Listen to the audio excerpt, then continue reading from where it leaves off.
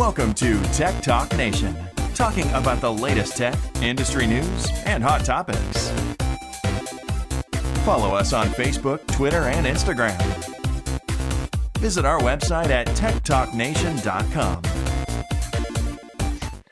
Good evening and welcome to Tech Talk Nation. I'm your host, Matt Fitzgerald, and we have a wonderful show for you tonight. We're going to be talking about everything from some lackluster features of iOS 15 all the way through a bunch of more Apple saga with the CSAM issue, going all the way to a new cryptocurrency becoming an actual official currency, and then Instagram being for kids.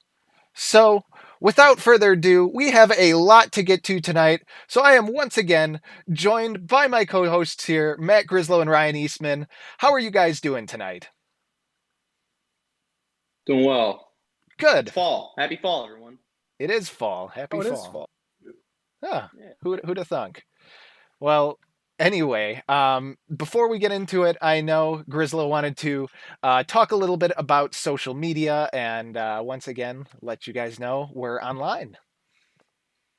Yup. So thanks for tuning in live, everyone that's tuning in right now. We appreciate every one of you. If you could please follow us on our social media. We are on Facebook, Instagram, and Twitter. At Facebook, we're at Tech Talk Nation Show. Instagram, at Tech Talk Nation. And Twitter, at Tech Talk Nations. That's Tech Talk Nation with an S. We are also on Spotify, Apple Podcasts, Stitcher, any of the other major podcast sites. If you want to check us out after the show, I really hope my video didn't freeze on that note because it looks horrible on my end. Give me what? Here, let's try that. Okay. All right, we're good. We're good. Please, think about subscribing and hitting that bell for post notifications. We're trying to get a semi-regular schedule. We're on a Monday now. I think we want to keep that trend going. I'm trying to do my best to post on social media on our stories the days that we are live. So if you saw us 2 weeks ago and today, there's something up on our story as well as on our feeds on social media, on Instagram, and I think Facebook too, and then post on Twitter as well. So that's all the social media stuff. But yeah, like, share, subscribe, and let's get into the show. Alrighty, thank you very much for that. I feel like it gets longer every single time. I don't know why. But anyway, if you know this guy in person... There's always more content. There you go. More content. There you go. Well, the first story we have for you tonight is a follow-up to the seemingly never-ending saga of Apple's CSAM image scanning feature that they were hoping to just release to everybody. There's a new article that came out on Gizmodo here, basically saying that Apple has been scanning your iCloud mail for child abuse images since 2019. And in a report to 9to5Mac, basically they confirm that they've been scanning all of the email that comes through their servers unencrypted. So, I want to get your guys' take on this. In my opinion, I think it's completely okay. If they do this, it's on their server, and you are using their service to transmit that. That's not okay. I understand why they would want to scan that. Yeah, I'm with Fitz on this one. I have a yes, but. Okay. I get why they're doing it for this. What about... Because I believe, if I remember correctly, when you have an iPhone, your texts get sent through iCloud. Yes. So does that implicitly give them the ability to scan your text messages as well? Interesting. They do say in this confirmation, it says they've been scanning outgoing and incoming iCloud mail since 2019. Well, hold on for a second. I know that they don't. The email touch on that. The email isn't encrypted. The texts are, from my understanding. Yeah, and we don't send, as far as I can understand, as the resident Apple person, we don't send messages over iCloud. You can save them in iCloud. They use you back them up. They use iCloud's the message broker. The backbone of how you're doing it. Yeah. Mm-hmm. Because you have your text message that's going through cell tower SMS. iMessage is technically using data to send the same message. And I can tell you, as someone who has who at one point broke his phone and had to borrow my family's old iPhone. When you try to switch back, you can't text because they've like subverted your like SMS ability, and there's a whole process that you have to go through to get it off. I think they've made it easier since before when it used to take forever, but Right. So so basically, your texts are going through their servers though, is what I'm saying. mhm, So because all of the iMessage messages are getting sent to Apple to whoever else. There's Apple's the big middleman here that's still making the connection between the two devices. I'm not entirely sure how the intricacies of how it all works, but I do know that whenever you do send an iMessage, that does go through one of Apple's servers, or at least some yes, sort of message broker to get to the other device. yes. Hmm. I And that's mean, I guess I supposedly just didn't know encrypted. about that. I don't know if the content stays on their servers or if basically all it says is, Yeah. "Hey, this device is here, Is go it there." Like, Yeah, because there's a couple options. It could be the Tor setup, in which case everyone is blind except for the sender or receiver, or it could literally be a broker. You send the message to the server, and then the server re-encrypts it and sends it off to the phone after decrypting it. It could be either of the two. I know this is tangential, and this might intersect with some Facebook talk later, but I know WhatsApp, they recently, that was bought by Facebook, got exposed as well for supposedly they were like, oh yeah, your messages are encrypted. No, WhatsApp has been scanning them. hmm, Hmm. So that's my kind of yes, but I kind of get the email one a little bit. I don't know, because I don't know. I think of email differently than text for some reason. right. I mean, email is what, 40, 50 Yeah. years old at this point? Like, And that might also be because I think of email as server side mhm. for the most part, because that's how a lot of people manage their email is it's on a server versus like text, which I think of as phone side mostly.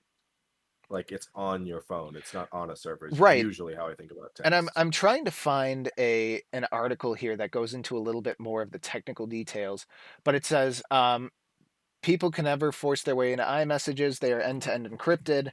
Um, but there's nothing that says the server Yeah. side requirements that Apple uses to do this platform, to use their iMessage platform. Um, it Yeah. So here we here's something interesting. It says it used to be possible to retrieve deleted iMessages from iCloud.com, but now that isn't the case. There's only two ways to get your deleted messages back: recover a backup or use a third-party data recovery. So mm, that begs the question: do they store that data somewhere? Who knows? Maybe. regardless of that, is my question is are they scanning that too? Hmm. And because they can, I don't know how their infrastructure is set up. I don't know if they And that's the like what big their whole unknown process here. is, but That's the big unknown. Like, is yeah, this and infrastructure set up to where they can scan this, where they yeah, can do and all of this? that dovetails into my original thoughts on the whole CSAM thing. Like I get why you're doing it, but I can see how once, you do it for this purpose, how this can be expanded to another purpose and another purpose and another purpose. Right. I agree. I agree. So It's I a don't know. slippery slope. Um, if it's on your, like, if it's on their server side hardware, Yeah, server side's this whole okay. tricky thing. Right. Like, I understand. If you don't want to store that, you agree to a terms of service when you sign up for the thing, saying that you can't do X thing. They catch you doing X thing. They have every right to do whatever they want. Well, whatever they want on within the bounds of their platform to you, in my opinion. Yeah, digital messaging and all that's real tricky because like Right. if something's server side, is it yours? If it's on your computer, is it yours then? Like that whole like how property rights and all that intersects with that's surprisingly like complex and when you get into weird cases. Right. Right. Well, we had a very, very intense discussion on this a couple weeks back in one of our past episodes here about Apple's um, decision to do this. But another decision that was really interesting here um, was a article that I found a Reddit post about a tweet, and then Grislow sent me the actual news article for the Reddit post for the tweet. And long story short, this boils down to a issue with FlickType and the iOS or the Watch OS keyboard design that's new. Long story short, the developer of a app called FlickType was where you could swipe around and type on a Apple Watch very easily, was given, I guess, an ultimatum by Apple that he could not post his app and was getting rejected with app reviews and all sorts of issues. And then Apple turned around and released basically the exact same feature in the new Apple Watch. So I don't know. Is this just another case of Apple saying this is mine now? Or is the developer in his right to be angry in this situation? So I this is my take on it. If we're talking like, I don't know, 4 generations ago, and someone gets blocked for this keyboard app on their watch, and Apple's screens on their watches were already so small that it just really didn't make sense for them to have keyboards. That would make sense if that was just the status quo, and that was the status quo, whatever, fine. To come back around a year and a half later and then unveil that as a new feature exclusively on the new Apple Watches, which I have my own problems with. We'll get to that. Later. We'll get to that. I'll get to that later. And it's specifically on that. But for them to come around and do that, I think is pretty petty. Not to mention just how similar the designs are. Now, I understand, like, with however many square inches of real estate on a watch, what can you really do to innovate? And it's a keyboard, right? I mean, unless we're doing some wild configuration of keys, it's just going to be the same.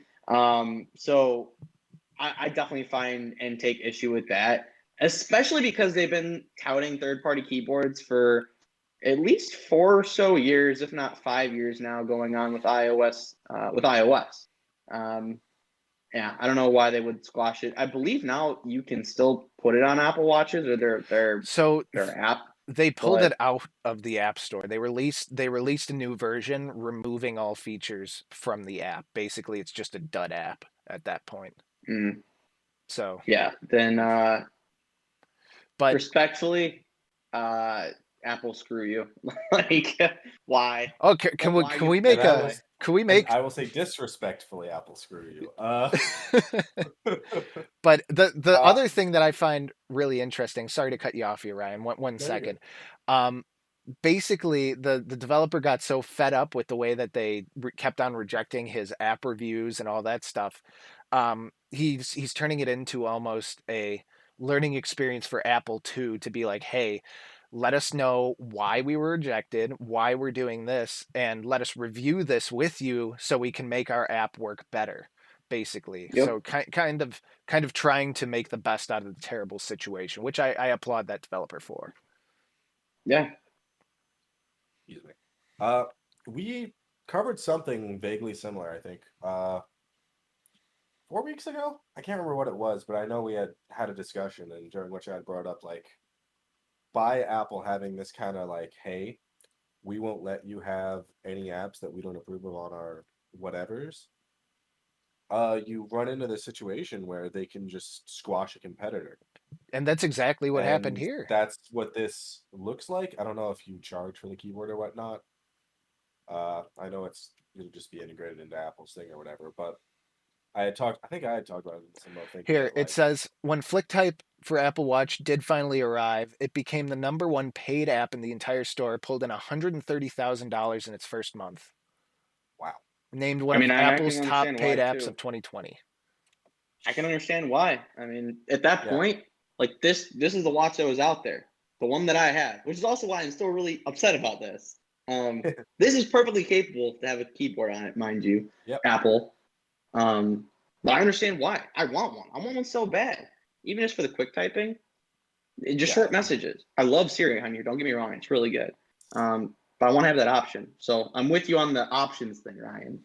Yeah, I had brought it up, I think, in the context of like, making a comparison to if Apple banned Spotify was like my abstract comparison. Like, well, I guess everyone's using Apple Music now, which like why can't I have Spotify on my phone now? And obviously Right. they're not going to do that. That's a very, well, I assume they're not going to do that. That's an extreme I mean, hyperbole to make We a could point. hope. uh, I'm taking well, it a to big an reason why they extreme to wouldn't make be a point, revenue. though. Yeah. I'm taking it to the extreme to make a point that by having this closed off, like, we won't let you under any circumstances uh, put whatever you want on your phone or on your watch. This situation arises where they can just put their boot down and say, you don't get to compete. Yeah, that's it. Have fun. Bye.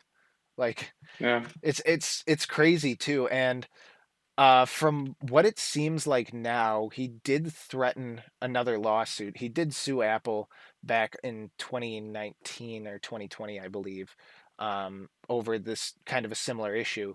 But he's threatening another lawsuit, and he's trying to see if we like this has merit, and talking to a couple lawyers and stuff like that. So we'll definitely have to keep an eye on it on this and see if it pans out. Excuse me, because I honestly don't know on this one. Does Apple as a organization have a right to incorporate this feature into their application, into their software, um, and just basically say sorry to the developers? Like, is that part of the agreements that the developers Well, if sign? they had just if they had just incorporated it and not like banned them from the store, Yeah, they like if might they have would a have leg bought to them stand on out. that. Yeah, if they But would they have. didn't do that. They just banned them and then made the feature.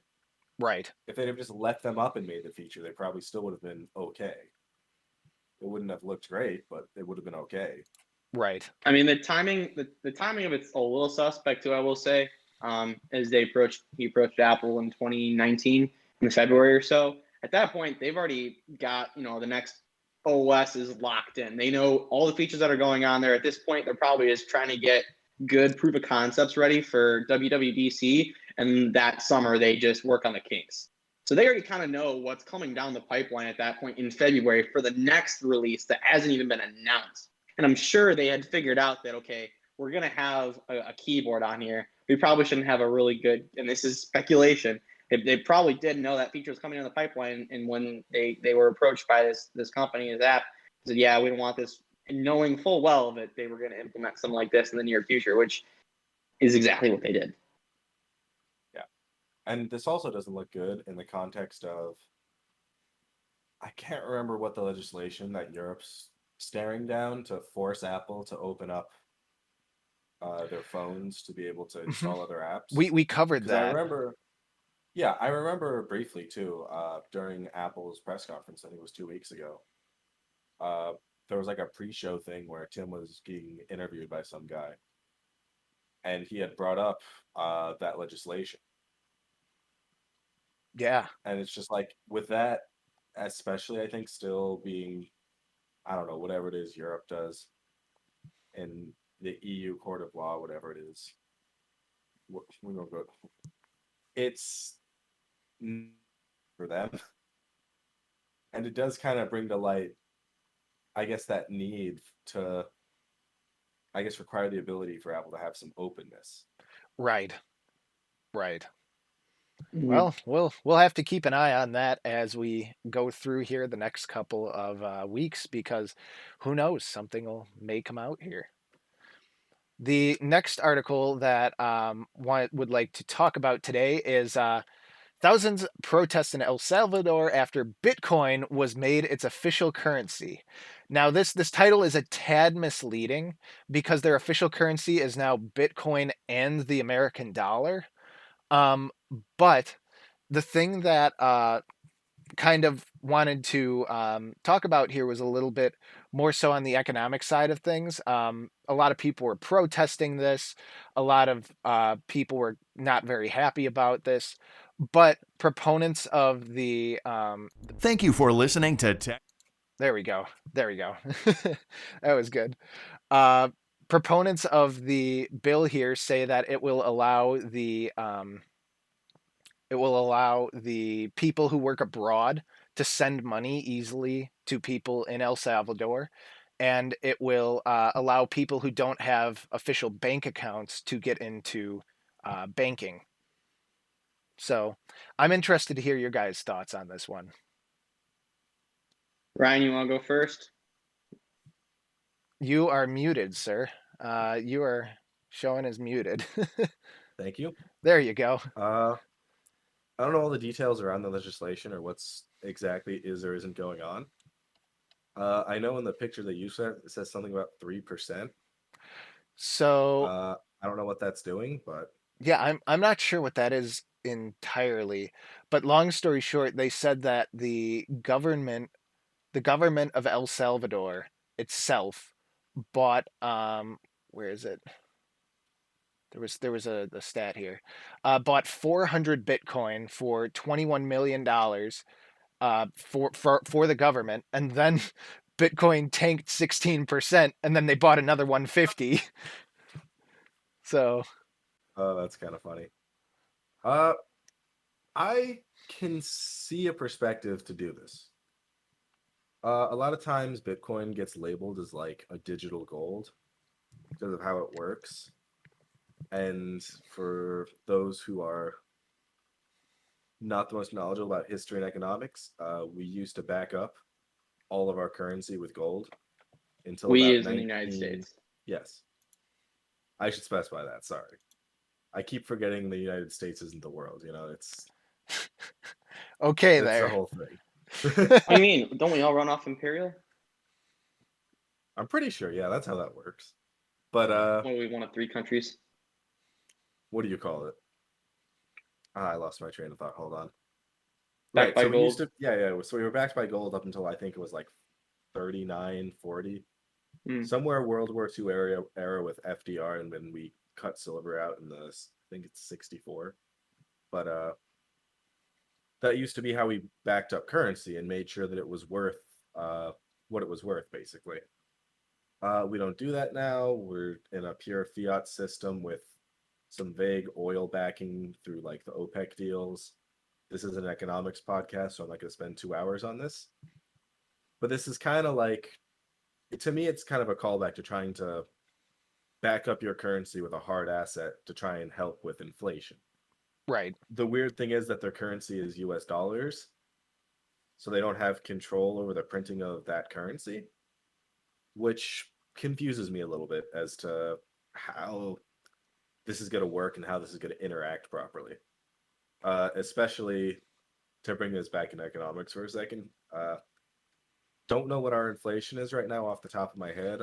I know they changed the way they measure it in what looks like an attempt to obfuscate how much it is, but it's very high at the moment, I'll tell you that much. Wouldn't doubt it. So I'm not Yeah. surprised maybe at them exploring a secondary thing to add into their currency supply. I guess in the question that I want to pose to you guys is, do you feel like it will provide value to that nation, especially with it being a Central American nation? No. They chose the wrong No. time, but yes. No. Interesting. If you're asking what provides them value, all of a sudden switching to Bitcoin as one of your 2 forms of currency does not give value to the country. That's not going to help people who already don't have access to bank accounts. It's just not going to help much. I will say this: the one interesting upside to this is the ability to transfer money and to send money back. I think it was something like 25% of residents or like ex-residents or citizens send money back to the country. And so if there's less of a barrier to sending that money and there's lower or non-existent transfer fees, then I can understand from an economic standpoint that makes sense. And when you ask the question of does this actually help the country, then sure. But from the very limited knowledge I have about El Salvador and in reading that article, it seems like they have bigger fish to fry than change one of their main currencies to Bitcoin.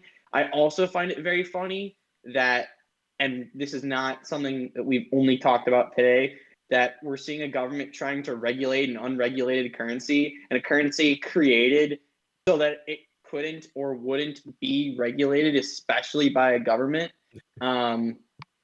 So yeah, Well, it's just weird. you have two ends of the spectrum here. You have China, who banned all cryptocurrency transactions, and then Yep. you Last year. have and then you have this where they're embracing it. So you have two completely different ends of the spectrum here. Yeah, there's a lot of legislation that'll go into how much of a success this is or isn't. Right. I don't know what mining looks like in their country, what their energy prices look like. There's a lot of like these weird complicating factors that are going to go into this, but I don't hate the idea. It's weird to me that they're pairing it with US dollars. It almost seems to me you can kind of stabilize, I guess, what's very quickly becoming a highly inflated currency that way. Interesting. But at the same time, it seems to me less effective when you don't have your own currency that you control to try and pair it with crypto, which is pretty volatile, I mean, admittedly. But Right. pairing it with that seems like a weird combination to me. So I don't know what's like what their goal is, what the long-term outcome is. I kind of like it. It might help them, to be honest. I don't know if inflation rates right now are going to keep going at the staggering pace they're at, if it's going to get pulled back.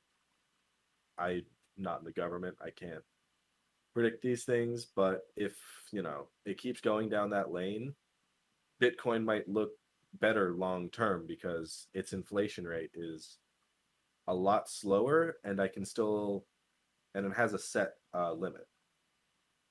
Interesting. Granted, that set limit's very, very high, but It's still a set limit. So yeah, I you, agree. you can't Interesting. you can't print it forever. Good Sure. point. Well, that's a lot to digest there. Know what else is a lot to digest here is literally a like a zoom and enhance like the movies with Google's new AI. So Grizzle, I'm gonna let you explain this one because you are super stoked to talk about it. There's okay. So this came out of one of those one-off like swipe and you'll miss it type articles on Snapchat, and it came off as like a really kind of not tongue-in-cheek, but just like a cool article. But in reading this further, there are so many complex ways of viewing this and articles that go along with understanding what's going on. But essentially, I believe it's Google. Google's using AI to unscramble and rescramble and also enhance the resolution of pictures that are either smaller than the desired size or just weren't gathering enough information in terms of like the pixels and things like that and the sensors and the time. So what this leads to is a few different scenarios. One, if this technology is proven to work rather efficiently, which it seems like it is, at least for the job it's supposed to do, you could do things like exactly like what Fitz said, zoom and enhance, right? You could take a picture or a poor quality picture, especially like, I don't know, security footage, and then try and enhance the quality of the image to try and gather more information about what's in the picture. Another purpose, which honestly would benefit more people this way, would be almost like a sort of picture restoration. I was watching a podcast today, or watching a video, and there was like a dad who was going on and said that he will buy the newest iPhone every year just so that he has the best possible camera to take pictures of his kids, because you can never go back and get better pictures of your kids. So following that logic, it really is interesting, not just for people who start with bad technology and then graduate to better stuff, and they have pictures they want to restore. But this, I think, is even more worth it for people who grew up in kind of like the renaissance or like the birth of digital cameras, when the sensors Yeah. weren't as good, and when you blow it up on a 4K screen today or even 1080p, it's not there. Especially if they can implement this into video for home videos or just any like old YouTube videos, especially because it's Google's technology. I can see this being very popular. And on top of that, I can see them doing this, and I'll predict it here live on TikTok Nation. It's a first. I'm going to predict that they're going to add something like this into their computational photography and cinematography into the future, into their new phones. It makes sense, keeps them ahead of the game, and it gives people a feature that they might not have been asking for, but if they had it, this would be a great reason for people to come for their product. Even if they just offered it as a service on, for example, like Google Photos, had a paid option for it. That's where I was gonna head in the direction of too. Is hey, there's this new phone that they're custom making AI cores for, or what do you call it, machine learning cores for, and they just had this cool feature where they can zoom and enhance. I mean, just Stars are mesh that aligning. together, and Right. yeah, it is really cool. It's AI, it's taking guesses, which means guesses can be wrong. Right. Uh, And in the one caveat to the entire situation yes, is they give me did the say caveat. in the article, they said, where is it? Here is it. The end result, when the research presented the finalized images to people in a test, they chose the generated faces that were mistaken for real faces roughly half the time. While a 50% rate might not sound successful, it's in line what we would expect with a good algorithm. So, Yeah. yeah. It's So, really cool. I like it. It's not like upscaling and all that isn't the newest piece of technology ever. right. I don't know where So, your guys' knowledge of GPUs and all that is, but like their big feature now is being able to like upscale a lower resolution in real time so that the video game you're playing looks better than it is at that moment. So like you can play something with like let's say 2K frame rates, but it's on a 4K screen. Like that's kind of the idea behind it. right. Mm-hmm. And the other thing you mentioned, kind of, it's not the newest thing. I remember seeing a lot of years ago, just kind of like some research project from what actually I think it was at Purdue, um, and this person was using a TensorFlow, which is Google's AI stuff, to enhance images. Granted, they would get to a certain point and then turn into garbage, but that was just by the nature of the way AI Yeah, worked at the time. But he was still able to enhance images a little more sharply and better. it does seem like they've taken some leaps and made a lot of progress with it though. Right. It's And cool. I like it. I hope it comes to their phone. I God, do I hope too. so too. I do too. And That's and oh, sorry. Go ahead, oh, Fitz. go ahead. I mean, I was saying honestly, um, not that they're even coming close to Google, but with Apple kind of delving in, it seems like delving into this. What do we call this? This AI cinematography or computational cinematography in photography. Computation. Yeah. Um, I I think it just makes sense for companies to try and find the next like cool feature that they can add via computational um, again cinematography, photography, and I think this is it. This is like the next thing. When Right. you ask a company for a new product and for new features and software, and they have that some will have like and one more thing type thing. I think this is it. This is a really cool feature, and I want to see it Yeah. improve. I mean, if you looked at the pictures now, they look good. They don't look great. They look good.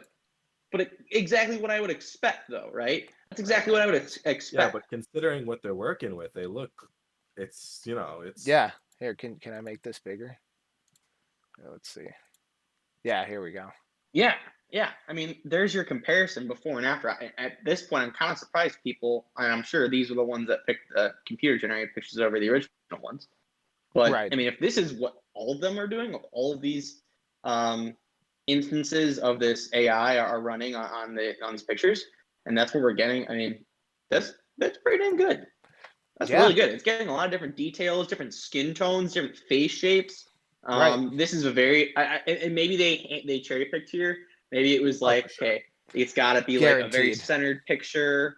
You can't really be off to the left or right. There can't be a lot of intense odd changes in color in the background, whatever. Needless to say, it's great technology. Let's see it improve. Right. definitely. Now, before we go on to the next article here, I realized that I accidentally skipped an opportunity that I can't pass up. And before the show, like, just as an aside, Mr. Grislow Oh said, yeah. "Hey, give me like 2 minutes to say all the things I don't like about iOS 15." And I can't pass that up. So here's your 2 minutes of fame. Sure. So I think as of Flip it to today, Joe. iOS 15, iPadOS 15, watchOS, whatever we're on, tvOS, all that stuff has been out. It's been out for a week. I've been working with it for a week. Actually, no, I think it's been 2 weeks. Maybe it's one. Either way, I think it's been 1 week.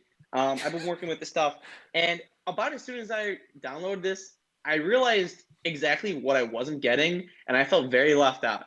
For those of you who do not know, I have a very old phone. It's an iPhone 8. It's 4 years old as of this year. Apparently, and I didn't know this, a lot of these new cool features are the ones I was really looking forward to. You don't get with an iPhone 8. And those include, on my list, have got to be the new maps, specifically with lane and highway detection, where you can see on where you are on the highway and the directions you want to go on the highway. I do a lot of highway driving to go to work, to go back home, to go be with my family. It just doesn't work. It doesn't work for me. That makes me mad. Also, share play is delayed. That kind of stinks. Finally, with iOS, I don't have on-device Siri. I just don't have that. I was really looking forward to it. Really? Apparently, for these features, not the share play, although I haven't looked into the device qualifications of that yet just because it hasn't been released. For on-device Siri, you have to have a phone with, I believe, an A12 chip or newer. For those of you who don't know what that means, anything as an iPhone XS or newer gets these features. So that's something I was pretty mad about, and I wanted to rant about it. Also, the fact that after I sent that article, I looked at it more and read, that's weird. Why don't I get a keyboard on my watch from last year? The screen's barely smaller. The screen size is barely smaller. When they released the new watches, I was so mad when they were like, oh, it's going to have this great keyboard. I was like, oh, perfect. And then I looked and I can't even get this stupid keyboard that I'm very upset that I don't get. Finally, I'll leave you with this just because I will not leave on a sour note. There is one thing so far about iOS 15, actually two things, that I really, really like. One is the focus modes. I've actually been using the focus modes a bit. I had one on for the weekend. It turned off anything related to work, so I would not get any notifications about work. So any work emails over the weekend, I didn't get. I don't need them till Monday. I'm not going to read them, so why would they bother me when I don't need to see them? That was really nice. I have one on right now for podcasts. So I don't get anything from anyone else except for notifications from Discord and text from the other two here on screen, which is really nice considering my mom and dad have tried to call me and text me while on the show, and it's messed with my setup. So mom and dad, if you're watching this, and it'd be nice if you were, please don't call me when I'm potting. And hopefully now with focus mode on, you'll know when I'm potting. But the one other feature I did want to mention that I did like, and Fitz, you've had experience with this now personally, I believe, as of last night or 2 nights ago, is the ability to have FaceTime calls with a non-iOS user. So we did a FaceTime call, what was it, 2 days ago? Yeah. And I called you out of the blue. I didn't even tell you what was going on. And all it was is I went in FaceTime and I said, do a link. Create a link to have a new chat or have a new video call. And you just asked you who you wanted to send it to. And I sent it to Fitz and a few other people. And I had a call with Fitz and one other person at the same time. And it was great on my end. It was stable. Obviously, you could tell that it needs a little bit of improvement. It's not perfect.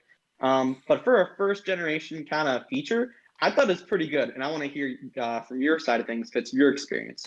Right. And just to kind of add on with that, a couple of the updates that I've heard from people who have bought the iPhone 13, battery life is stellar and the cameras are really nice. That's kind of what I've heard so far. Yes. But as for the FaceTime thing, I was surprised. I was genuinely surprised how smooth it was on Android.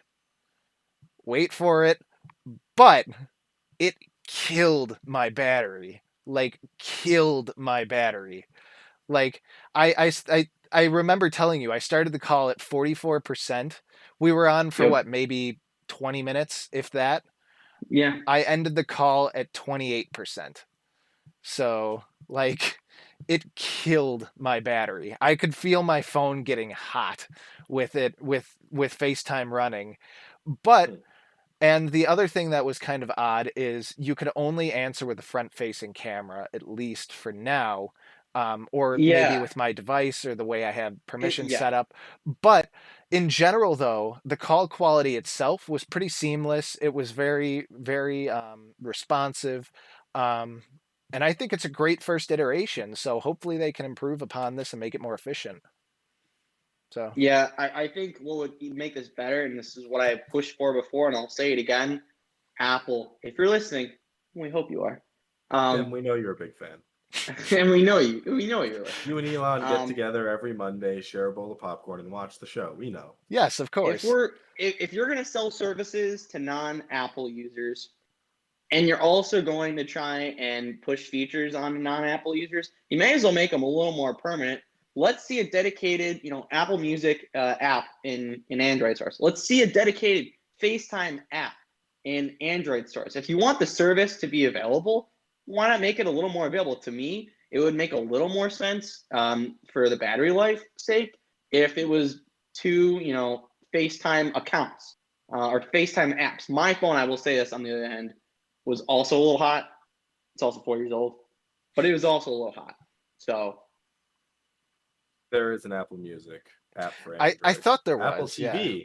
I stand corrected. Apple TV, there isn't though. All right. There is no Apple TV Apple, one. if you're selling services and bind this in with your other services, get some sort of FaceTime subscription, add it in with Apple Music and your Apple TV. There you go. I just made you a lot of money. Pay up, Apple. Come on. There you go. I didn't process that the keyboard was only coming to the new watches. Yeah. I didn't process that. I would have gotten a lot angrier earlier if I had realized that. How do you think that makes me feel, Ryan? Now I think that's just scummy. Yeah, now it seems you're clearly just trying to get people to upgrade their devices by banning this guy's app.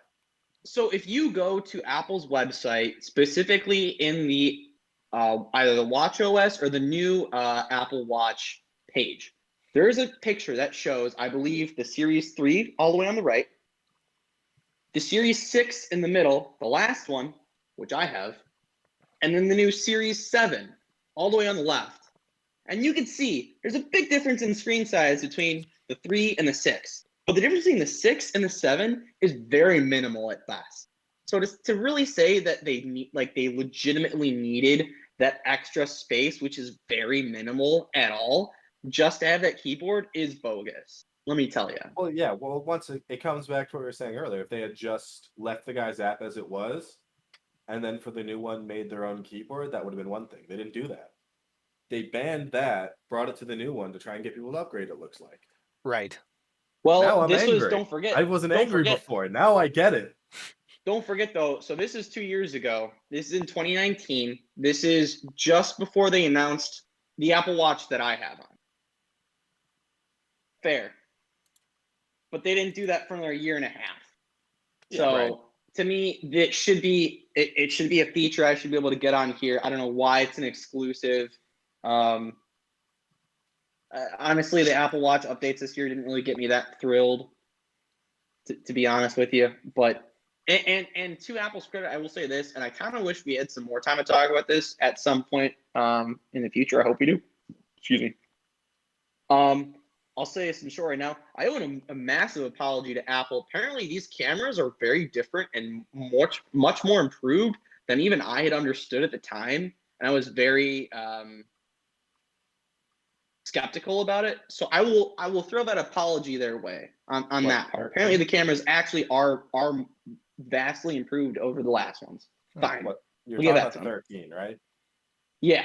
Well, right, 13 and 13. Yeah, 13. It didn't, both. Honestly, both. They didn't The put 13. it across that way. In fairness to all of us, I watched that whole thing.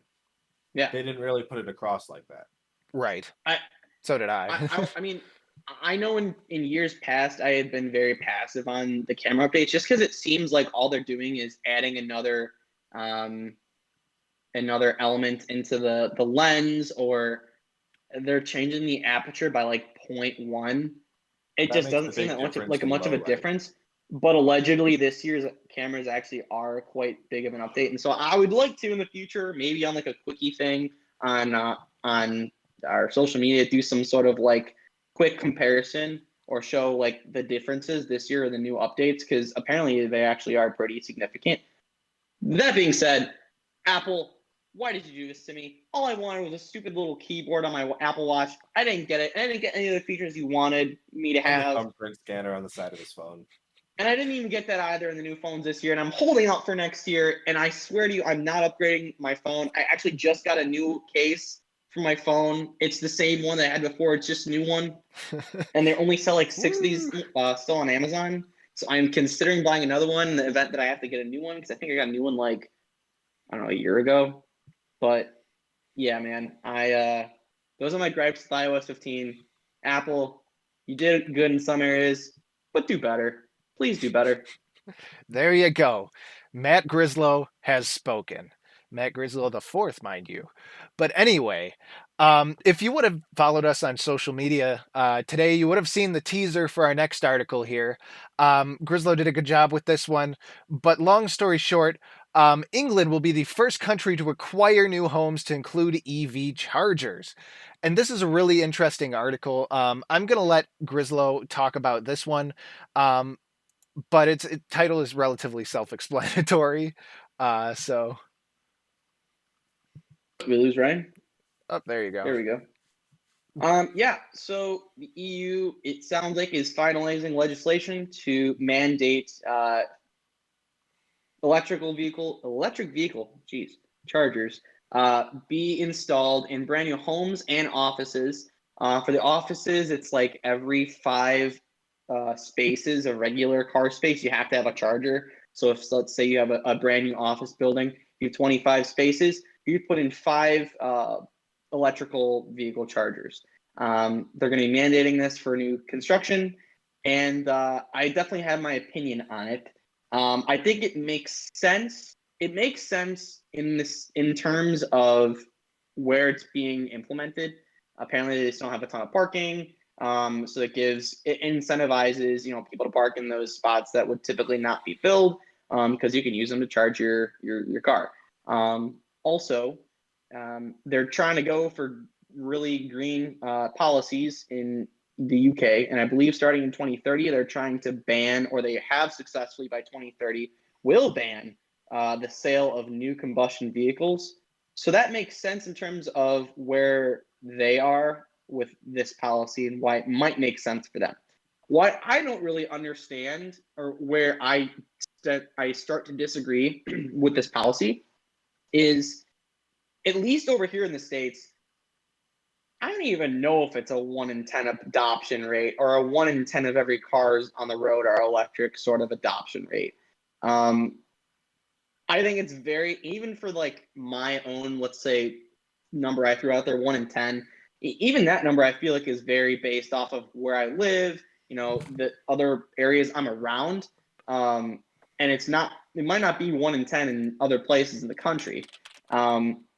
So applying that to the United States and other countries, I do think it's a little bogus to require a new building, specifically a new home, to be to put in an electrical vehicle charger, just because the adoption is not really there yet. And it seems silly to me to mandate for someone to pay extra for a feature they're not even going to use in their home, that is essentially just going to be there for the resale value. And at that point, you can either do it then, right before you sell your house, put in an electrical vehicle charger to amp up the price, or you could just tell the people that they have connections available, ready to go for when they want to install one at your home. So For the next buyer. But I think it's kind of bogus in terms of like the freedom of the home buyer. I think it makes sense for businesses. It could be an incentive for new employees maybe, but according take. to Pew Research Center, Europe is currently has a 10% market share of all cars on the road being electric. So That's one in currently, 10. which yeah, 1 in 10 thereabouts. U.S. it's about 2%. So Oh what wow, is even yeah less. yeah U.S. it's We have about to drive. 2%. I also Wow. would attribute that to just the construction of a lot of the countries, and the way that their land works. You mentioned like not having a lot of parking and stuff like that. Think about the U.S. You have miles and miles and miles of Yeah, nothingness, and we need longer range and we need the ability to refill in random places more because it's just more spread out almost Sure, than almost anywhere, to be honest. that makes exactly, sense. and that's why I think that's such a big difference with an EU law versus a US law. And Yeah. number two, um, Well, and the EU is stupid, but I'll get to that. number two, I Why am support I not surprised? I support the way that they're going about this, in the sense that they just throw a bunch of chargers in the mix, and then the cars will come, as one of these things where, as people realize that they're going to become more and more economical, they will eventually phase out gas stations and whatever, all the oil producing cars and stuff like that. And think about going to work, charging your car, going to the store, just plugging it in anyway, and then just like, yeah, I mean, in my opinion, I think they probably went about it a little too early, in my opinion, but I see what their intentions are. I'd be Who am I careful about criticizing? quoting European statistics too, considering they're kind of cutting themselves off with Brexit from the rest of the Yeah, yeah, yeah. UK, Who am or I not UK, criticizing? the Am I criticizing Europe, the UK or the European Union? Because they're different entities. So UK, Okay. I'll specifically England, I criticize. believe, right? Yeah, yeah, yeah. I'll yell at the European Union another time. Well, United Kingdom's England, it's Wales, the northern bit of Ireland, uh, Scotland, I think. Yeah. But yeah. So I think this is moronic. Is that real? Is that 2030 thing really true? Because that's one of the dumbest ideas I've ever heard. um Like that 2030 law to ban the sale of new combustion engines. For their sake, I hope there's an exception for like industrial purposes because construction equipment isn't going to switch to electric anytime soon. the UK Uh, the UK government and devolved governments predict that about 18 million battery and hybrid cars will be on the road by 2030, when a ban on the sale of new internal combustion engines is introduced, according to the Yep. Guardian. right. So So that's stupid. They're also gonna when that goes into effect, their economy's gonna get just slapped across the face. There's some because there's people who make their entire livings with a gas station. There's people who work at those gas stations. It's the whole mix of like how economies intertwine and how they work. But it's to me this is a stupid idea, especially if that ban thing in 2030 happens. How you're gonna ban the sale of new semis incidentally or semis or however you pronounce that. I've gotten yelled at that from multiple people. really, So now, yeah, there's a correct pronunciation. Don't know what it is. You guys, what I know what I mean. for sure. Uh, you're going to ban the sale of new ones by doing that, and then you're going to make transporting your goods around your country a lot harder, and a lot more expensive, or you're going to lose cars from the fleets and things get retired because now they're going to need to buy new electric ones, which let's face it, they're going to be more expensive. Probably, I assume. I actually don't know what their cost comparison, so if someone wants to check me on that. But Hmm. as far as this present law goes, though, I don't like it a lot for a couple of reasons. The biggest one that goes straight to the front of my mind is okay, you just destroyed any incentive to try and push down the price of installing an electric car charger. Because now you've tied these people's hands behind their back. They have to buy one. So why would I reduce Yep. my prices? You're going to buy it from me. You have to. Hmm. Hmm. You don't have a Interesting. choice. The government's putting a gun to your head and saying, do it or else you can't sell this. Not even sell it, to build it. Yeah, you can't build it without that. So why am I going to put down my prices? why would I not try everything I can to keep them hot? Because Fair. it's not Fair point. like you have to hope competition is enough to make that a little cheaper. But the problem is, it's the same problem that you get in with like the internet here in the US, where they like stricture off places so that there's like local monopolies for internet companies. Hmm. So they just kind of agree not to tread into each other's territory, and they can charge a lot of money for internet. I don't see why electric car charging wouldn't kind of go that route where they kind of say, hey, none of us are going to go below this price so we can all make out like bandits because this is mandatory now. Huh. Interesting. I don't know. I don't know how knowledgeable you guys are on the subject. I know I'm not. Um, Something I probably should be more knowledgeable on, just considering it would be more commonplace moving forward in the future. Um, but how does like when you go about installing a charger for an electric vehicle, is it that there's some sort of central base station that's the same that you can always um, use, and then you swap out the plug for the different car, or do you have to have a completely different machine or system for different cars for, let's say, like, the Ford Mach-E versus a Tesla Model 3? Because I if think it is, if it isn't that way where you can interchange them that easily, it almost seems like a moot point to say, okay, you have to have an electric car charger in your home. Because if they're not super compatible with each other and there's not like a universal plug, then let's say you install like the Tesla one, and I don't know, Rimac goes gangbusters in the next like 8 years, especially in Europe, and all of a sudden someone's trying to move into a house with a Rimac electric vehicle, but the charger in the house is a Tesla one. Now, thing that has to get ripped out for one that works with Rimac, and there goes the initial With investment for adapters that exist initial yeah, adapters house. exist. because Okay, we had a story where Tesla was letting other electric cars charge at their stations. As for So there's got to be adapters. there's adapters that okay, you're exist. right. I'm You're right. just not sure about the the way the car itself can be cross compatible. You know what I mean? Like Yeah, if it's expecting X amount of current and X amount of voltage, can it also accept X amount, excuse me, X amount of current and X amount of voltage that other producer provides? So I don't yeah, know. and like, And they and generally call that negotiation. You have that with your Right. phones and the different bricks, where you have to kind of negotiate what power you're going to send it.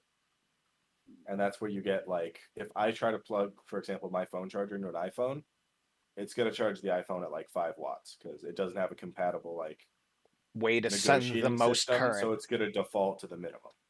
yeah, Right. I mean, Well, I can see it being a problem. Oh, sorry, Ryan. No, that was Matt. oh no, you're good. I definitely see it being a problem going forward when we talk about this being installed in current, like, new homes. I don't know, 10 years from now, let's say the law's in effect, a new house is built in 2022, it has this charger. I don't know, 10, 12 years from now, because it seems to be around time people move houses, I don't know, 15, 20 years. The technology is going to change such that there could either need to be a completely new form of charger plug, uh, or B, the most likely thing that we see with phones year after year, the power supply is not big enough or it's not beefy enough to adequately charge what it's trying to charge, i.e., the Yeah. car. So you could essentially be putting in a car charger now for an investment into the future that is really either obsolete or worthless because it's like slow charging your car when you need it to either be charged up quicker, it has higher energy density, whatever. It to me just doesn't make sense, especially in terms of that kind of aspect of the argument to mandate new construction, considering people don't only, I mean, it might be different in Europe, but at least here in the States, people don't really, turn over in their homes every even 10 years. Right. And technology changes a That lot. depends on who you are. Well, yeah, But we'll have to see. I mean, yeah. I want to see how this pans out. I want to Oh, I'm see. not done. I have a Oh, whole another uh-oh. spiel that I'm about to get into because you popped something off in my mind. Yeah, this doesn't affect old homes. It's the same with like their used cars are going to go up in price a lot because they're going to be the only ones that work on gas now, and it's going to go up in price because there won't be new combustion engines going in.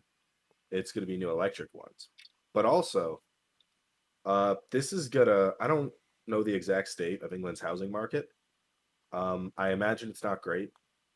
I'm pretty sure there's some like supply issues with like places from other countries buying out things. There's some issues with like they're about to accept a ton of people from Afghanistan or whatever. So there's like some supply issues there, and then you're going to make new houses more expensive that way, and you're going to hurt. And it's the funny like irony of a lot of these like big hard regulations you put in. By requiring that, you're going to drive up like by percentage most significantly lower priced homes. That's what's going to go up the Yeah. most significant percentage wise, which will hurt the people trying to buy them. Oh yeah. That's functionally who is going to get hurt by the bill. Not You're not going to hurt a $2 million mansion where what's another 10K, what's another 20K. I don't know how much it costs to install a charger. Probably Right. like what 5K sounds Thereabouts, yeah. about right. Yeah. Assuming you're running a line directly from the panel, probably Yeah. Yeah. That's not 240 or gonna 480. it's gonna be no sweat off like a $2 million mansion, but like I don't know, like the bare minimum, and to put this in what is it, English prices, a 90,000 pound house. Well, now all of a sudden that's a significant percentage, True. or at least a percentage of it. So it does end up hurting anyone who's buying a cheaper house. Yeah. Yeah, because now, I mean, yeah, because everything is now going to need to have this. So Yeah. interesting. Interesting. Well, we're definitely going to have to keep an eye on that, and I wonder what we'll have to come back to this in like 2 years down the road when we have episode like 336, and go over this again and see if this actually did make a difference and if housing prices are higher. Who knows? 3 years, assuming every Monday would only put us at about 180. Wow, that gives me a lot of sadness. But no kidding. But 56 weeks in the year, right? oh yeah, duh. Yeah. Yeah. Pro tip: I'm not good at mental math. Oh, by then we're gonna be doing them 3 days a week. Yep, definitely, because we'll have Good. a bajillion subscribers. There we go. Exactly. Exactly. Alrighty. Next article we have for you, I want to get your guys' opinion on. Microsoft accounts can now go passwordless, basically using Microsoft Authenticator to provide a one-time passcode or an authorization as opposed to just putting in a password. So you get a little text on your phone saying like, "Hey, is this you? Are you trying to sign in?" You click yes or no, and then you get in. Um, they call that two-factor authentication. Um, but it's not two-factor if you take out one of the factors, in my opinion. So, I like it. I like it. I'll be okay, honest. I don't like typing up passwords. I just don't. Um, not to mention, I mean, not that it's not obvious. It's a security issue. You just have a password. It's known with hard data. It's hard to crack. Someone's device that's got biometrics, security, two-factor authentication makes it more difficult. Traditional two-factor authentication makes it more difficult. I like this move. I like it. I don't like passwords. I don't like more than that. I don't like having to change passwords and having to juggle all of that too. So taking one more thing out of that and making it a little more safe for me and my device, I like it. Plain simple. interesting. Anecdotally, I know someone whose brother got like something hacked because their password was like capital P and like the at sign, like some dollar Dollar signs in signs, there. yeah, Like that was their password. right. So obviously that got hacked. This would cut down on those kind of things. I never want to see this be A, the default, and B, the only thing. Because you are removing a layer of complexity that does make it harder to hack. Right. Because now you have to guess or crack their other password and you have to crack their two-factor authentication. Right. So it does remove a layer of complexity, but it hopefully cuts down on those kind of stupid, like, I don't want to say, yeah, stupid people, because I'll be honest, stupid or ignorant, one or the other. Yeah. Yeah. But if your password is password and you get hacked, surprise Pikachu face, There you go. Right. Well, that's interesting. I definitely think that we'll see what pans out with that. I don't want other companies to follow suit, personally, um, but I do understand where Microsoft's coming from, making it easier for their users. Alrighty, next story I have for you today. Uh, this has been shared to me multiple times, and they are like, "You need to cover this on the show." And cue the we're not financial advisors here, but Not a financial advisor, but there's a lot of tech in this article here. Mr. Gox, the uh, crypto trading hamster, is beating human investors. Long story short, a hamster named Mr. Gox uh, is trading cryptocurrency. Basically, he rolls on the wheel, kind of like Wheel of Fortune in a way, to just kind of like pick a stock ticker, and then goes through either one of these buy or sell tunnels that were laser cut out of some wood to actually execute the transaction, which is cool and all, but he's beating his lifetime career performance is up about 20%, beating many professional traders, and it doesn't end there. The other side note is Mr. Gox's owner here decided to release a trading card NFT for the hamster. So he now has NFTs. So there's our obligatory NFT article for today. But I don't know about this. I want to get your guys' opinion. I think this is honestly just kind of fun, kind of stupid, kind of techie. I appreciate I appreciate the broadcast that this guy does whenever the hamster is quote in the office, where he runs an entire Twitter account. He broadcasts all the highlights on Twitch, like when he buys or sells something, and or like picks a new stock yeah, ticker. Like I just like the technology from that point of view. sure. This, I I, go ahead.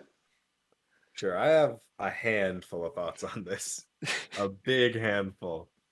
It can seem to me like the crypto market does seem very random. I get that like inclination, although you can guess trends pretty well, but like meme coins, for example, are completely unpredictable and it just hurts. Like I'm staring down something called Shiba Inu right now. It's a meme coin meant to be the next evolution of Doge. Do I get this? Like, is this gonna pop off because people are gonna meme on it? I don't know. Like it's painful, a lot of the stuff that you get into cryptos. I think causality on this might be reversed. I don't Interesting. think he's made 20% because the hamster made good choices. I think the hamster made 20% because there's a lot of memesters in the crypto community who probably watched this, and when the hamster Hmm. buys, they buy as a joke. Uh, I think the causality is reversed a little bit because I like Interesting. that I don't know. premise Yeah, I don't know how long way you've spent. way more Yeah, than this stupid hamster is making financial decisions. if you spent any time in like Uh, crypto Reddit, crypto like Twitter, crypto like Discords and all that, it's insane. Like the amount of just memes and just like I don't care if I lose my money. This is stupid and funny. Let's go. Like that attitude is everywhere. right. As far as the NFT tokens go, I've kind of come down on I don't like NFTs so much anymore. I've come down pretty hard on them for anything but like art or like very specific things. Because, like, for example, I was laughing about this to myself earlier because I was watching like a YouTube thing where they had bought an Ethereum NFT called a brick and they had lost like 20K after buying a brick for like $50,000. And I was just laughing at that because, like, for non like art purposes, NFTs to me are completely inscrutable. Hmm. Well, if you want to buy a Mr. Gox NFT, you better cough up 10 Ethereum or about 30 grand for one. Yeah, I'm at 3K right now. All right, hold on. All About right. 2.9. So you I'm doing lost well. me when you lost me when we started talking about a hamster deciding crypto tradings. I'll be honest, you just lost me in the pre-show and now. You got me back when you mentioned NFTs because we haven't talked about NFTs in like I don't know, maybe 4 weeks, if not more. And then you totally lost me when you told me the value of those NFTs. This whole thing is just stupid. Uh, I think NFTs can be interesting if they serve a purpose artistically, in terms of what current events, whatever. This is stupid. This is like, and mind you, just to put this into context, I've talked about like 8-bit art before as NFTs, which holds no value in my own life. It carries no meaning for most people, and I think argued in the case that those could possibly be valuable one day and that it's interesting. This is just plain stupid. You say that now until they give him his own coin. Right. Was Honestly, it going to be Gox coin? probably. He's gonna get an Ethereum based coin, and it's gonna pop off. Watch. I feel like in the future, I know how this works. I feel like in the future, instead of getting someone like a star named after you, you're gonna get a new cryptocurrency named after you. I mean, they're easy to create. I've done it many times. So, yeah, buy Fitzcoin. It's worth absolutely nothing. But creating good ones with good structures for like managing and moving things, that's difficult. Right. Yeah, There's already like predefined things that you can tread in the path of, but because you don't have that like first to market value, they tend not to pop off unless someone finds it a joke or a meme or something and they pump it up. right. But It's all a meme. Yeah, completely. I mean, I'm not arguing with you on that. This is silly. Specifically is a meme. I stand by that. I love crypto. I think it's cool. I think it has a lot of excellent uses. I'm very much on the whole fiat is bullshit train. I've ridden that for a while. Brian, But, you're just gonna end up being like a caveman with no way to be hacked because you probably want technology and your currency is gonna be like fish. I feel like. Yeah, it's called a barter trade system. The Earth existed on it for literally thousands of years. Ryan, this is gonna be you in like 20 years. You're gonna be living in the Alaskan wilderness, free from the like government man shot surveillance. today after someone suspected he was Bigfoot. Well, anyway. Oh man, let's get into some more productive stuff. I feel like I just lost brain cells in this article. Well, here's something. Here's what part of the reason why you'd want to leave in the woods is a wonderful company that we all know and love, or not so much love, called Facebook. Facebook rolled out a new feed change that blocks watchdogs and other researchers from gathering data on their website. Now, Ryan, I believe you sent this one in. I think. So I'm Yeah, gonna it was hand a it while over ago, but yeah. over to you on this one because this is a really interesting article. Yeah, I'll be real brief in the summarization. To me, it's just basically like, hey, because they had a couple of scandals and incidents where companies had taken that. I forget what the most recent ones was. We covered it 2 weeks ago. The I forget what they did with the data. They got researchers banned for it. trying Yeah. to find, I think, political views or something. Yeah. And I'm they're pretty sure they mentioned in this got article banned for too. that. Yeah. Yeah. They got banned for that. There was that company who did the advertisements where they just like guess stuff about you and were usually right, and they got banned. I'm not surprised Facebook is doing this. It is plainly interested in self-beneficial. Like they're trying to like stop other people from being able to like make sense of the data that Facebook is collecting on you by, if I remember correctly, they're adding a bunch of nonsense like I don't know, lorem ipsum or whatever all around Right. HTML, or So here, not let, actually let me lorem see. ipsum, but like, I can actually show yeah, what how they're they're doing meaning it's here. whatever. Here, so I'll switch over to browser real quick. So Go for it. if you notice, I'll go into the login here. So you can see if we go into the browser here, I have the code for Facebook website pulled up right next to the thing, and you can Oh, see you how came there's prepared. what? You came prepared, then. Yeah. So you can see all of this just random gibberish here that they're doing to basically make it harder for people to find where the login form is, where the password form is. And once you are logged in, they're doing the same thing where they're adding all these random characters and all this random stuff to prevent the bots that these companies code to actually find the data that they're looking for. So they're trying to prevent all of this stuff from being able to pulled out. Like in any other web development or any other website, this this little class here, this would be like class login dash button. And when you write a bot, you would code in basically find login dash button. So that's kind of what Facebook is doing here. So Yeah, and they're doing it to make it really hard to like parse out what they're tracking, what everything does, how the ads are managed, and all that. And they're doing it, I think, explicitly, so that people can't do these like double checks on them to see like, hey, what are they collecting? What are they doing here and there? And I get why they're doing it, because Facebook is sketchy. I think that is the kindest way of putting it.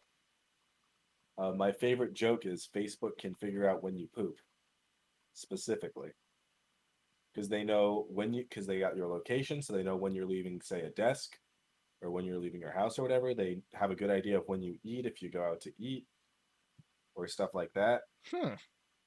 They have a good idea when you move and all that. There's a lot of like small things where I'm willing to bet they could guess within about 5 minutes of when you pooped. I mean, also because I post about when I poop, but that's another story. That's not It's that's not just here nor that's a there. freebie. It They're there you go. yeah. They're doing it to I'm just here all till the sentence. So you're stuck with me.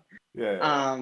They're I here know I'm just with you. trying to they're trying to do everything they can to slip under that radar so people can't like check them like that, and do these things where they're kind of exposing to Facebook, or not to Facebook, exposing Facebook to people.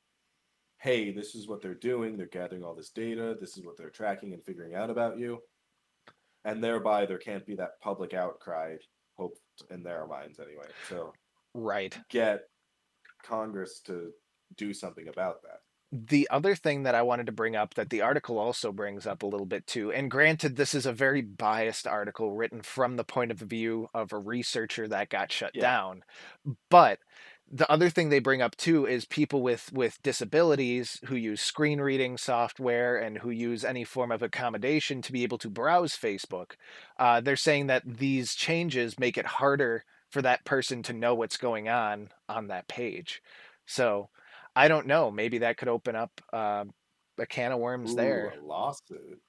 Who knows? Yeah, I mean, very clearly to me, this is Facebook's way of just trying to save themselves. I think in the article too, it mentions that one of the reasons that, or originally one of the reasons this article was written was because a company gathered data on Facebook, and when Facebook unveiled their data analytics for some category of data, these researchers had the actual data to prove that Facebook was not publishing the right numbers, and then Yeah. asked for clarification as to why those numbers were so different that they published versus the ones that they found themselves.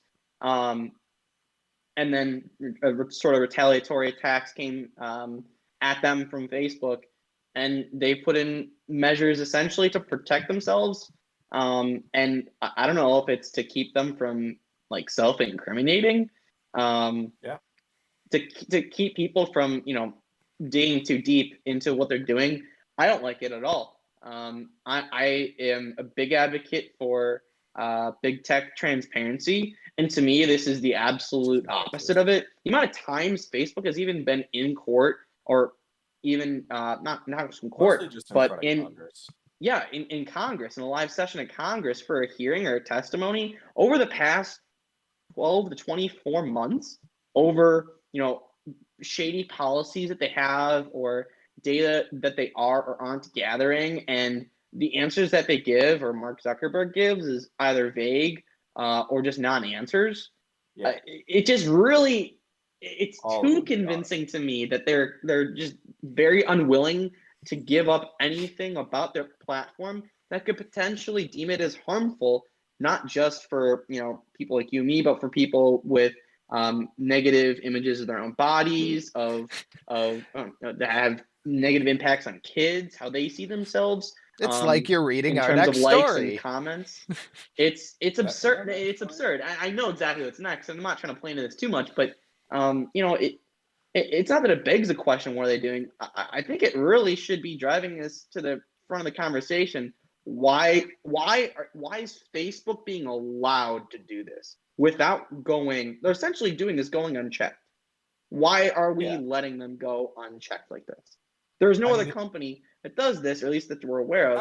And if they did, we would lambast them, and so would the media. And they'd get a lot of scrutiny. It doesn't seem like they're getting as much scrutiny as they should be. Yeah.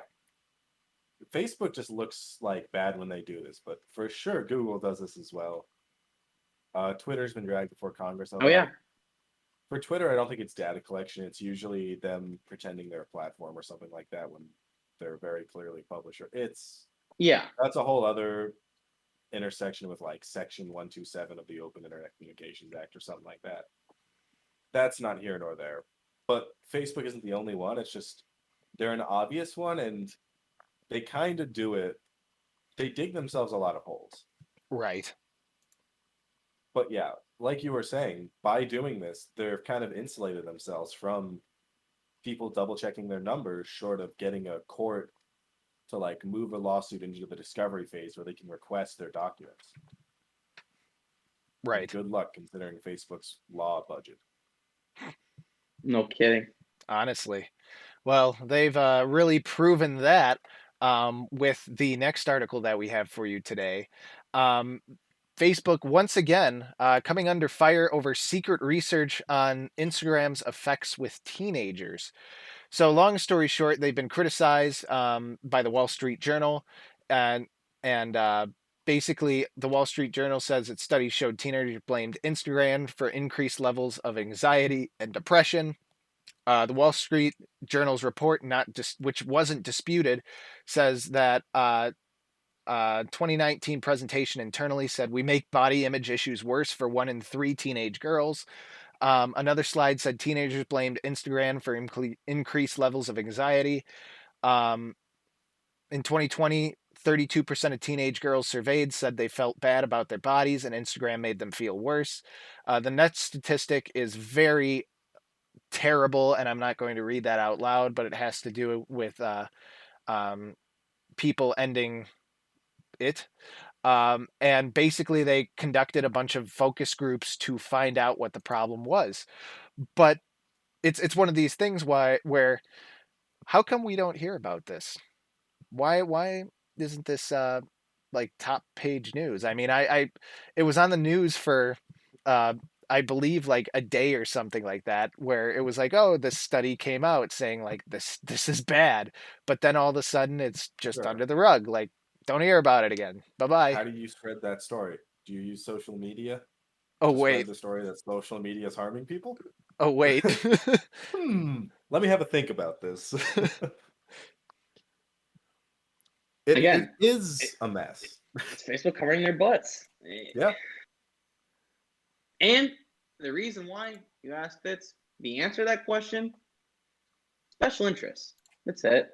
That's all it is. Yeah. Yes. And not just that, but also, a news station is not going to keep running the same story for 12 hours, 24 hours. Maybe if it's a big story like, Afghanistan just got taken over by the Taliban. Yeah. That thing is wild if you ever look into it. That's not what this is about. It's not a politics. This isn't This about isn't a political that. podcast. My point being, But that whole story. Yeah. My point being, Sorry. a news station is not going to run the same story for over 24 hours unless it has like ground. Yeah. It's got big ramifications. Or it has a Talking lot about of Facebook, updates. I talk about Facebook like that. After 12 hours, there's some new story out about the Prince of England who now lives, or whatever his name is, Harry, the Prince of Wales, whatever he is. I mean, like it's just how news cycles work. Right. It's And very it's- bad, very The bad, literal redheaded but it's just how it stepchild, works. It's just how it works. And allegedly. Let me cover myself legally. there you go. But anyway, But mind if I go at it real quick? go at it. I have I don't really doubt that there's a pretty high correlation between social media and like people just feeling terrible in general. A large part of that is because everyone lies on social media and they want to like portray all the best aspects of themselves and their lives on it. And that's all you get to see about that. You don't get to see like how their lives actually are, what most of their day consists of and all that. You just see what most of your day consists of. And you probably compare it to like the peaks of someone else's life versus the like peaks and valleys of someone else's life. Yeah, honestly, get off social media unless it's our post. If it's our post, get on social media. If it's Tech Talk Nation, you better be there. There you Said it go. right. Maybe No, I mean, disengage step back from it and disengage a little bit. It makes you less stressed. It makes you happier. At least in my experience, I'm almost non-existent on it since like freshman year of college, probably. yeah, I understand that. I mean, I was never big on social media until college, and it was very intentional. I did it because leading up to college, I realized that I was taking a lot of pictures of just like things. I was never taking pictures of myself or with other people. So I thought, okay, I never really had a social media presence ever, and it's hilarious going back and seeing people who's had a social media presence who are our age who have had a social media presence since like I don't know 6th grade. It's hilarious. Anyway, I thought it'd be cool to sort of document my college experience through Instagram. It's all picture based, and it's a really good source of going back and seeing what was happening at the time. Looking back on those 4 years, I think 4.5 years. It was a good idea, but I'm kind of glad it was kind of just a 4.5 year deal. Since graduating college, I've pretty much been absent, minus a few times posts from social media. I feel like now when I'm on Instagram specifically, because it's pictures, I almost feel overwhelmed. It got to the point where I think when I was in college, it was almost because I was taking, I was inadvertently feeling overwhelmed. And in the back of my mind, I just saw it as, oh, I'm seeing all these people do really cool things and take cool pictures with cool colors and backgrounds and destinations. I want that. I want to do that. And it kind of made me seek out for a lot of those opportunities. And while it made for a lot of cool experiences and memories and pictures, there were definitely times where it was driven by just like likes on a post. I don't care about those now. I just post things just to keep people who I can't see updated on my life, and especially now in a pandemic with some people I have not seen in close to 2 years. It's a way for people to stay connected. And that's how I see it now, more than anything else. So yeah, I consider this an exception. I mean, I can definitely sympathize and also relate to the idea that it's social media, specifically picture-based social media, like Instagram is pushing the sort of like standard or it kind of incentivizes people to get cool pictures and stuff. There's all kinds of, you read about all the time. There's people who are literally dying because they're like trying to take a selfie, hanging off of a moving train or at the top of like a building or hanging off a building, like that makes it's more sad than anything else when that stuff happens. But right, to wrap things up here, for my kind of take on it, yeah, I can personally speak from personal experience how social media can affect people and drive your decision making. And now not being on it much, it makes me a bit more happier. Maybe not that I'm off it, but just that like it's not a motivating factor in my everyday life. I'm not always thinking about it. I definitely get a semblance of peace when I'm not on it. Yeah. Right. Dude, if you've like seen people going to concerts, they don't they're not at the concert. Their phone's at the concert because that's all they're focusing on is their phone. Yep. It drives me insane. I remember I did that once, and it was for a Trans-Siberian Orchestra concert around Christmas time, and I was just In all so fairness, it fast. doesn't sound like they're putting on much of a show. They're probably just sounding really good. I mean, they sound really good, but Yeah. their theatrics and their Oh, there's theatrics. they have theatrics, they have pyro, they have lighting, they have highly recommend going to see the show, honestly. I think they're coming around this year too. But anyway, I was so enthralled by like all of the technical aspects of the show that I missed the show. Yeah. And it's the same thing where people are enthralled by the singer, the person. They're trying to get the best Yeah, you're picture of watching your them with the concert through your person. phone. Exactly. Yeah. Exactly. Like take a picture with like the people you go to the concert with, like right before it starts, and then watch a concert. Right.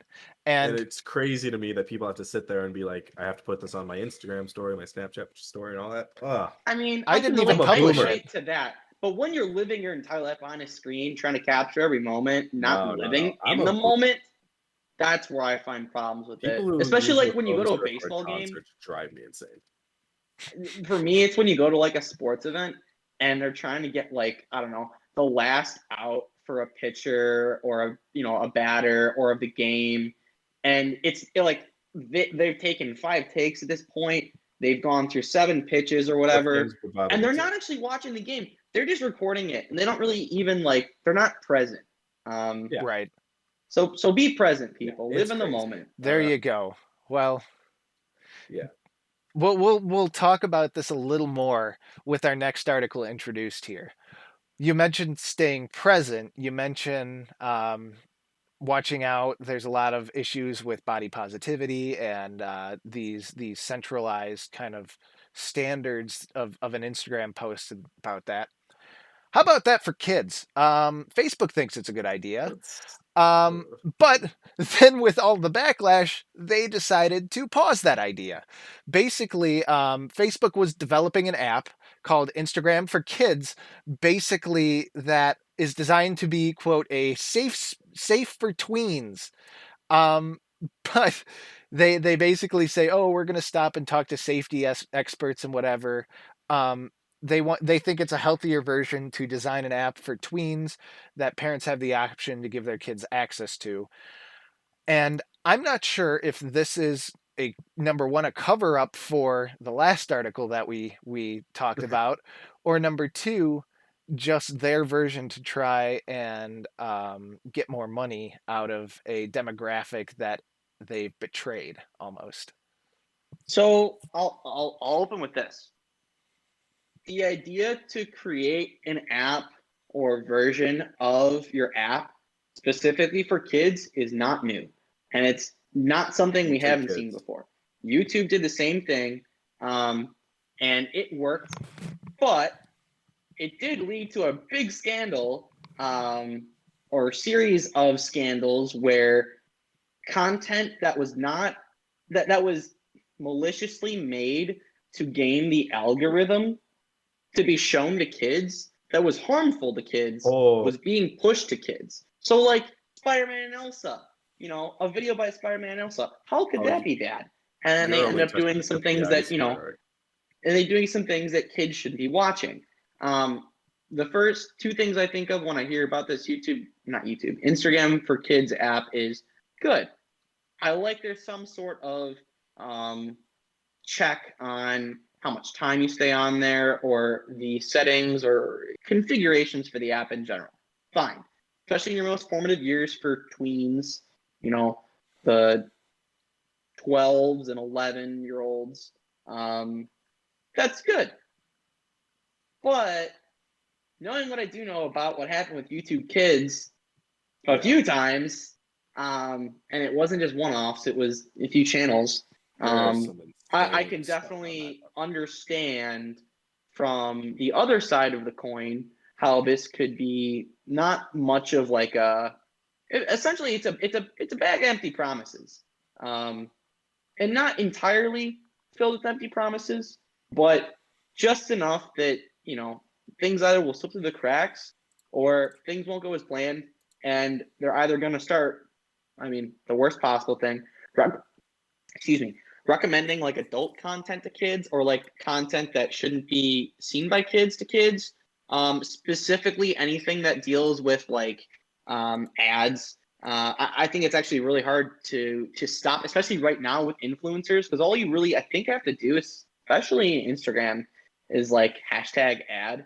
And there was a big debate for a big amount of time, like influencers have a responsibility to make it very obvious if they're trying to sell you something in a paid ad post.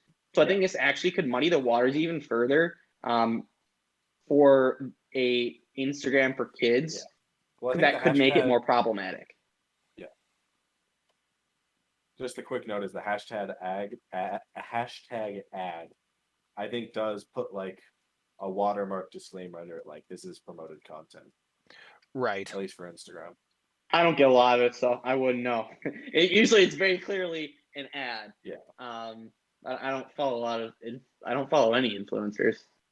I don't think. Yeah. But yeah, nasty word, influencer. Right. But it's in my opinion, I think it's Facebook trying to recapture the trust of the parents mainly. Being like, hey, you could control this. It's with your kids. You can control what they see. And you mentioned all of the issues that come about that with having this content that may not be as curated as you'd like. Um, but it's one of those things where I'm not sure if it's even going to get as far to get like a beta app or some sort of development version.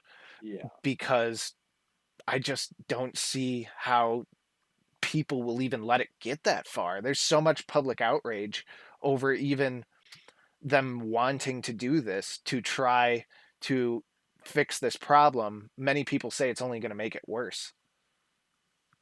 Well, yeah. Do you want to just say like, hey, yeah, I trust Facebook to decide what my kids should or shouldn't see?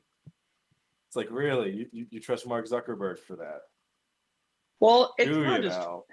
it's not just trusting Mark Zuckerberg, though. I mean, I know. if we want to believe it's all curated content, then it's all based off of what you search. So at that point, it's just limiting the expansiveness of which you can peruse social media.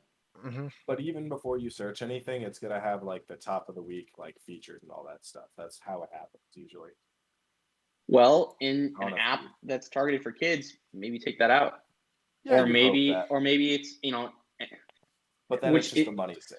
Yeah, let's think about Unless this. they're looking at it as a pipeline to main Facebook, which they might be, to be honest. Yeah, Facebook is only motivated by money. So, how are they going to make money off of this? What are they going to do? What are they going to change from the Instagram experience that will be designed for kids to make money? It's a pipeline. It's a pipeline to Facebook. It's a pipeline to Instagram to make sure they're not going to another platform. But besides that,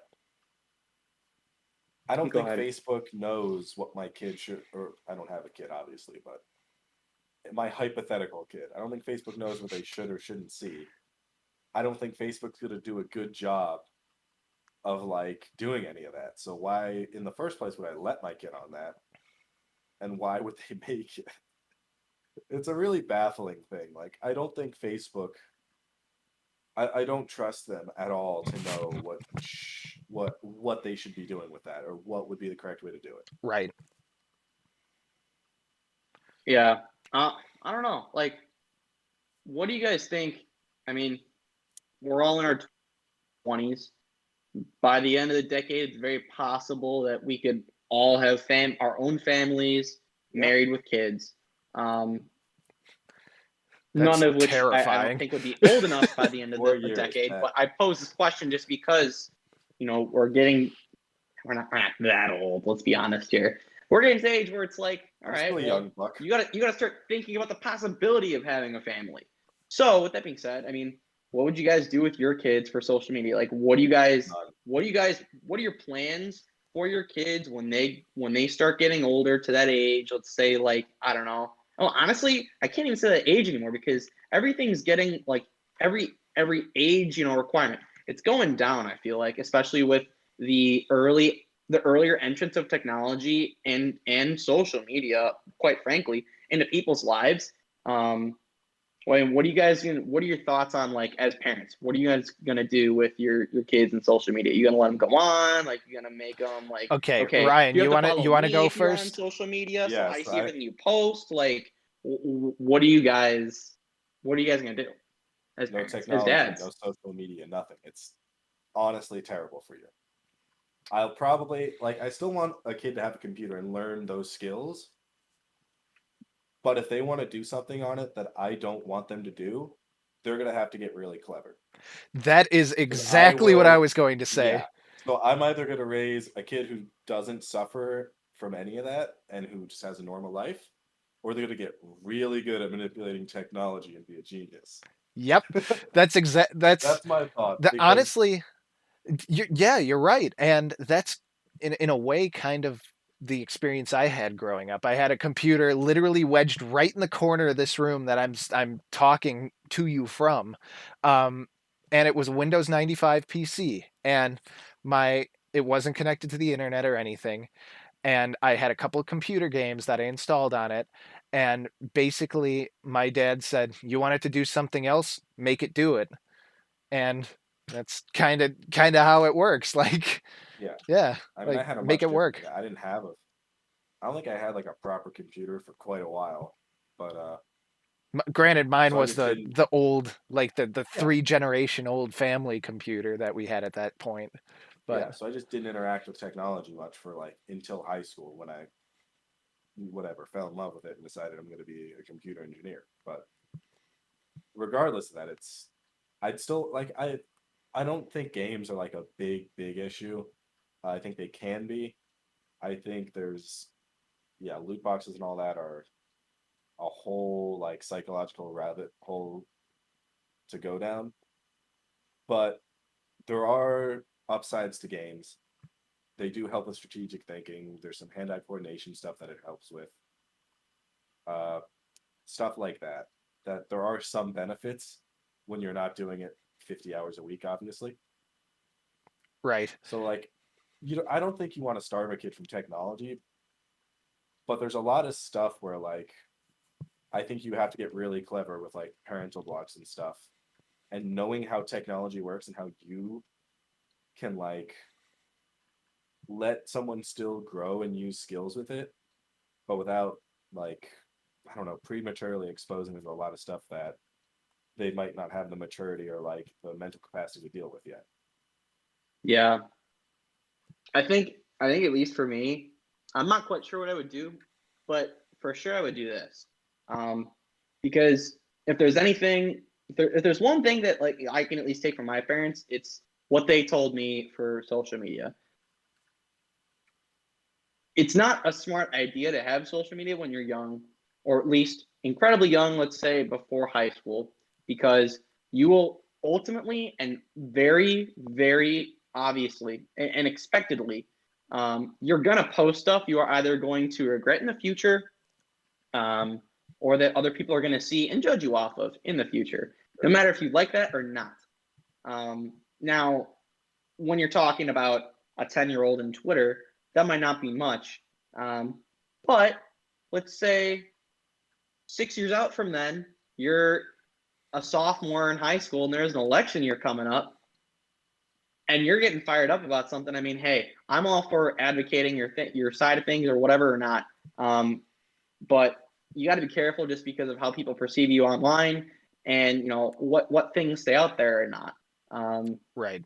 I deleted my Twitter because one of my old Twitters because my brother kept on digging up pictures of me from high school. Now, I had it in high school and I needed it in high school for sports to get notifications, whatever, for volleyball. But I wish I could take back some of those pictures and just like the dumb stuff that I posted. So if there's anything I could give to my kids, it's just the guidance and the intelligence that whatever you have to post at 10 years old, is stupid. It probably you'll probably regret it in about 3 years to 4 years to 5 years, for sure in 6 to 7. And that anything you put on the internet is permanent. It doesn't matter if you delete it from somewhere. Sure. If you post it somewhere, you'll be able to find it. I cringe at a lot of especially old with stuff. time machines and stuff. Yeah, that's true. The way back. That's my advice. Yep. That'd be my advice to my I kids. cringe at a lot of old stuff I've posted, but I don't. I'm not terribly embarrassed at it. Yeah. Like, yeah, I was a dumb kid. Whatever. I mean, like, Yeah. I'm talking about the kids who got pretentious Facebook 14-year-old like idiot. 3 yeah, years come after on. it came out, or like Twitter I had one 2 years fairly after early. it came out. I had that when they stuff were, like, fairly early. 7, There's 8 nothing I years regret old. too much. Right. Well, before we go into our rabbit hole here of all of the social media regrets that we all have, is there any other closing thoughts we want to have today before we close out the show? Happy Get your fall. kid off, get your kid off social media. Give them a hug. Yeah. Hug your There you go. kids. Be in the moment. Give them Yeah. more. If today's episode Yeah. taught you anything, it's get off your phones, be with your family, be with your friends. It's fall. Bear down. It's football season. And thanks for Pick an listening to apple or Tech Talk something. Nation. I don't know. all I Whatever hear, they do in fall. yeah, whatever they do in Pick the an fall. apple, get a pumpkin. I don't know. Drink some apple cider. Make Yeah. it fun for the Ooh, adults. actually. Go apple picking. Yeah. Pumpkin patches. There you Come go. on. There you go. Okay, Well, I'm gonna get some. anyway, thank you so much for watching this episode of Tech Talk Nation. I enjoyed this episode. I hope you did. Tune in next week for more of us talking about some of the latest tech news. So with that, hope you have a wonderful night and see you next week. Bye, everyone. Thank you for listening to Tech Talk Nation. Tune in next week for more discussion on the latest in tech.